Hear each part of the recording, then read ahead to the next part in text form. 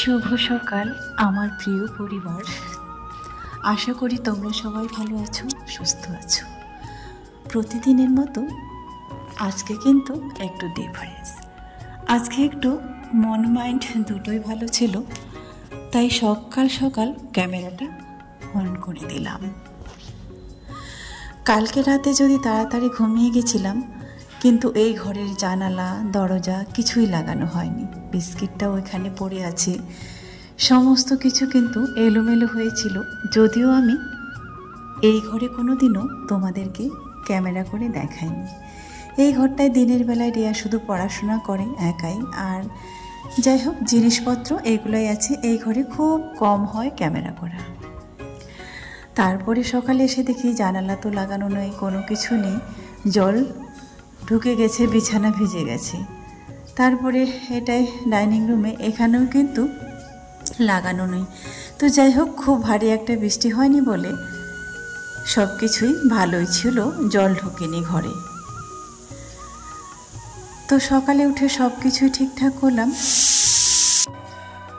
তারপরে রোজকার মতো তো সিস্টেম আমার, ঘুমাতে যাওয়ার আগে খাটের চারপাশ দিয়ে কাপড়গুলো দিয়ে দিই। ওগুলো অবশ্য শুকিয়ে গেছে। তারপরে কিন্তু এক দফায় আরও আছে, এগুলো কিন্তু শুকায়নি। তো ভাবছি এই মনে হয় রোদ হবে, এই মনে হয় রোদ হবে, কিন্তু না, এই যে ঝিরিঝিরি বৃষ্টি পড়েই যাচ্ছে, বন্ধ কিন্তু আর হয় না। তারপরে দেখছি যে না, আজকের মতো মনে হয় আর হবে না, রোদের আর কোনো আশা নেই। দেখো বৃষ্টির জন্য সমস্ত ফুলের কলিগুলো সব পচে গিয়েছে, কদিন ধরে আর ফুল ফুটেইনি। আর এই যে দেখো, যদিও আমার ক্যামেরায় ধরা যায়নি, ঝিরিঝিরি বৃষ্টি কিন্তু হয়েই যাচ্ছে। তারপরে চলো রান্নাবান্নার আয়োজন। এবার ঠিক সময়ে যেতে পারবে কি না জানি না। সবার প্রথমে আগে বিছানাটা গুছিয়ে নিই। যদিও আমি তোমাদেরকে রোজ বিছানা গোছানো সমস্ত কিছু দেখাতে পারিনি, কেন বলো তো? কারণ ক্যামেরাম্যানের অভাবে। আর আমার তো স্ট্যান্ড নাই, আগেও বলেছি, কোনো ট্রাইপড স্ট্যান্ড কিছু নেই যে লাগিয়ে দিয়ে করব। এবারে কেউ যদি ক্যামেরাটা ধরে দেয় তাহলে হয় একটু তোমাদের দেখাতে পারি, তাছাড়া কিন্তু দেখানো যায় না।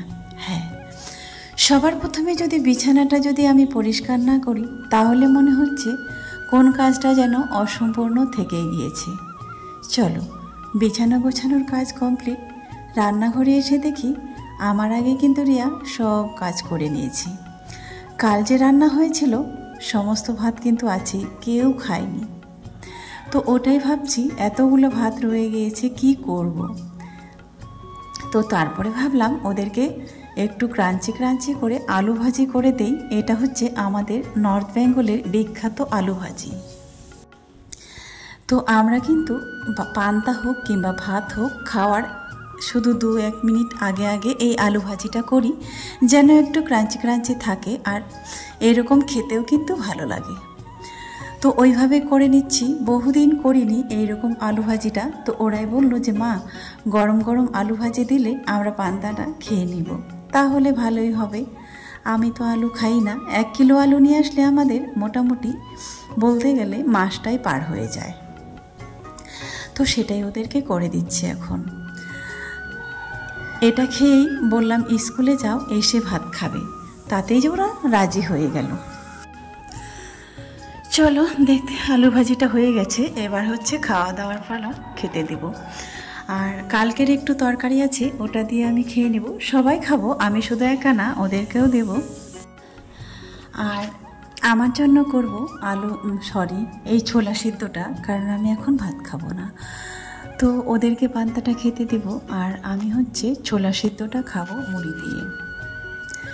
তো ওরা স্কুলে যাবে, তো ওই জন্য ওদেরকে তো এখন মুড়ি খেলে আর স্কুল থেকে খিদে পেয়ে যাবে, তাই ওদেরকে একটু ভারী খাবারই দিতে হবে। মুড়ি খেয়ে তো আর সারাদিন থাকতে পারবে না। তো বন্ধুরা, এখন বাজে হচ্ছে ঠিক 9টা, 9:30 আর কি, 9:46, 10টা বাজতে যাচ্ছে। তো কি বলো তো, এমন সময় ওদেরকে আমি খাইয়ে দাইয়ে রেডি করলাম, আর মুষলধারায় বৃষ্টি। এখন ওরা বলছে মা যাব না, আর ওর বন্ধুগুলোকে ফোন করলো, ওরা নাকি কেউ যাবে না।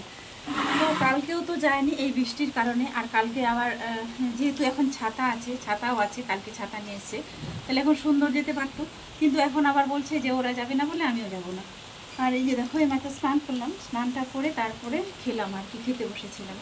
তো খাওয়া বলতে কালকে তো ভাতটা পুরোটাই ছিল, সকালে তোমরা দেখলে ওই ভাতটা পান্তা করে খেলাম, আর কালকে যা ছিল আর কি, আর একটু আলু ভাজা করলাম, যা ছিল বলতে তরকারিটা ছিল, একটু আলু ভাজা করলাম, খেয়ে নিলাম, আর আমার জন্য ছোলা সিদ্ধ। তো সবাই মিলে খেয়ে দিয়ে রেডি করলো, টিফিনও ওদেরকে করে দিলাম, টিফিন বক্সটা সব দুজনে রেডি হয়ে গেছে, টিফিনও করে নিল। তারপরে এখন দেখা গেল বৃষ্টি, চলো তোমাদের একটু বৃষ্টিতে দেখাই। তারপরে যখনই ওরা স্কুলে যাওয়ার জন্য রেডি হলো, ড্রেস পরলো, সঙ্গে সঙ্গে দেখছি একদম অন্ধকার হয়ে ঘনিয়ে চলে এসেছে আকাশের অবস্থা, কিছুই দেখা যাচ্ছে না। যদিও আমার ক্যামেরায় অতটা ধরা পড়েনি, তো তারপরেও দেখো সমানে কিন্তু বৃষ্টি হয়েই যাচ্ছে। তারপরেও বলল যে মা আজকে তো ছাতা আছে, ছাতা নিয়ে যাব।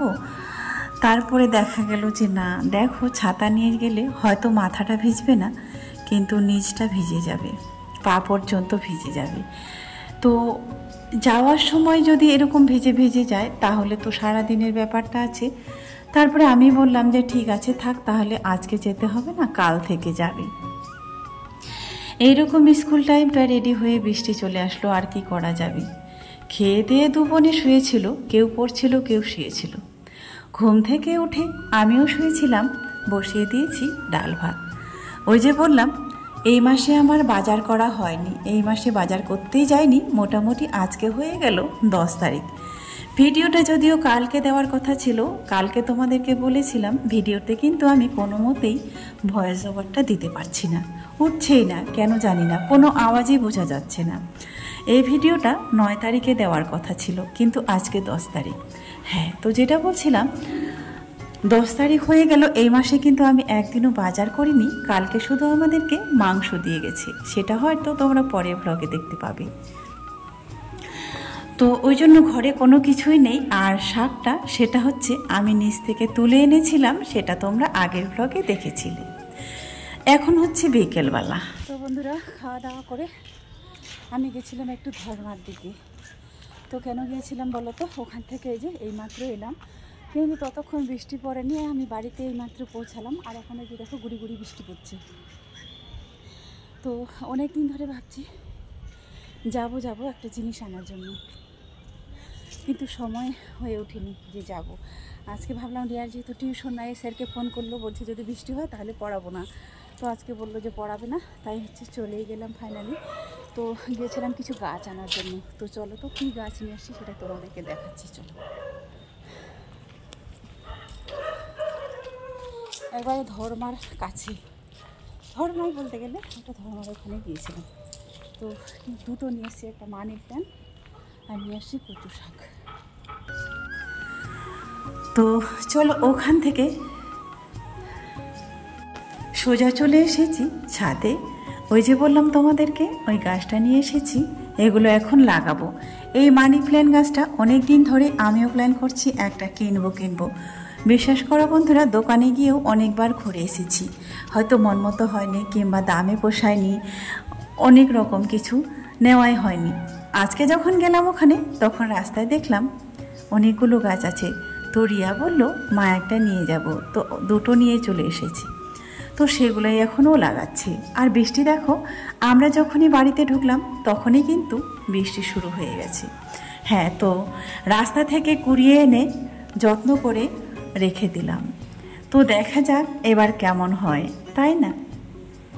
আশা করি হয়ে যাবে গাছটা। তো ওরা দুজনে গাছটা মাটি টাটি রেডি করছে, আর আমি এদিকে দেখাচ্ছি বৃষ্টি কিন্তু গুড়ি গুড়ি হয়েই যাচ্ছে। এই যে এই গাছটা কিন্তু খুব সুন্দর, যতনে রতন মেলে সবাই বলে। তো সত্যি যত্ন করে লাগালে এটাও হয়ে যাবে আশা করি। শেকড় টেকড় সমস্ত কিছু আছে, ইচ্ছে করলে কিনে তো আনতে পারতাম, কিন্তু যেহেতু ফ্রিতেই পেয়ে গেলাম রাস্তায়, তাই নিয়ে চলে এলাম। এটাকে দেখি লাগিয়ে কেমন হয়। আর রাস্তা থেকে কুড়িয়ে এনেছি সঙ্গে তখনই পাথর, ওইগুলো উপরে দিয়ে দিব, কারণ এই গাছগুলোতে মনে হয় সম্ভবত রোজ জল দিতে হয় না। তবে তোমরা যারা জানো অবশ্যই কমেন্ট করে একটু জানিও। এটাই আমার যতটুকু জানি যে রোজ রোজ জল না দিলেও হবে, তবে কতদিন পর দিতে হবে আমি কিন্তু সেটাও জানি না, কারণ এই প্রথমবার এই মানি প্ল্যান্ট গাছটা ঘরে আমরা নিয়ে এলাম। এই পাথরগুলো নিয়ে এসেছিলাম, পাথরগুলো কিন্তু লালচে লালচে ছিল। তো অনেকক্ষণ ঘষলাম, ঘষার পরে একটু সাদার ভাবটা আসলো, কারণ মানি প্ল্যান্ট গাছের উপরটা এই সাদা পাথর দিয়ে সাজালে কিন্তু ভীষণ সুন্দর লাগে। আরও একটু পাথর লাগতো, কিন্তু ওই যে রাস্তা থেকে নিয়ে এসেছি, ভয়ে ভয়ে নিয়ে এলাম কেউ যদি কিছু বলে। ফাইনালি গাছটা কমপ্লিট। এবার নিয়ে যাব ব্যালকনিতে, ওখানে বসিয়ে রাখবো, কেমন লাগে দেখতে। তো ফাইনালি ঠিক জায়গা মতো বসিয়ে দিয়েছি, দেখতেও কিন্তু অপূর্ব লাগছে। আসলে কি বলতো, গাছ প্রকৃতি গাছপালা ভীষণ আমার ভালো লাগে, লাগাতেও ভালোবাসি আর এমনি দেখতেও ভালো লাগে। তো আজকের মতো শেষ করছি। সবাই ভালো থাকবেন, সুস্থ থাকবেন, দেখা হবে আবার।